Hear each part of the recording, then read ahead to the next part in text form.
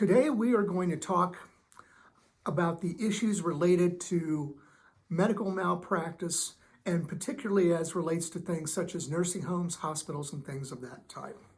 My name is Michael S. Ashworth. I'm with the Worth Law Office. I'm on the personal injury team.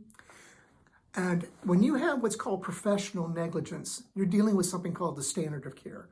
What is professional negligence? Professional negligence is often thought of as medical malpractice, which is an example.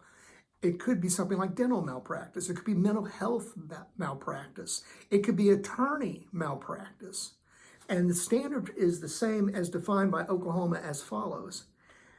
Medical malpractice is defined as the failure of a healthcare provider to exercise that degree of care, skill, and learning required or expected in light of the practitioner's professional training and experience, which failure approximately causes injury or death to the patient. Well, we've talked about negligence before, and this is broken down by Oklahoma law as follows. The healthcare provider owed a duty of care to the patient. Now, you can strike the word healthcare and put any professional in there. It could even be a certified public accountant.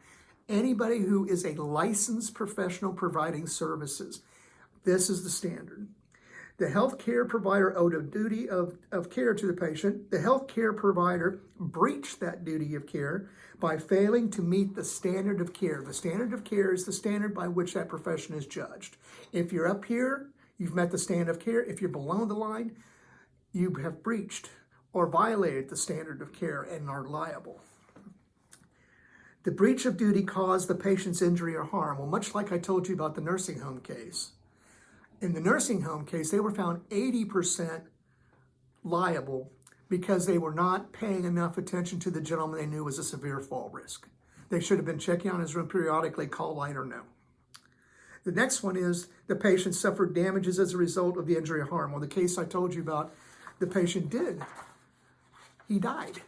Several days later, he had to be rushed to the hospital, and his family, I kid you not, his family knew he was what's called an aspiration risk for pneumonia. My brother's aspiration risk.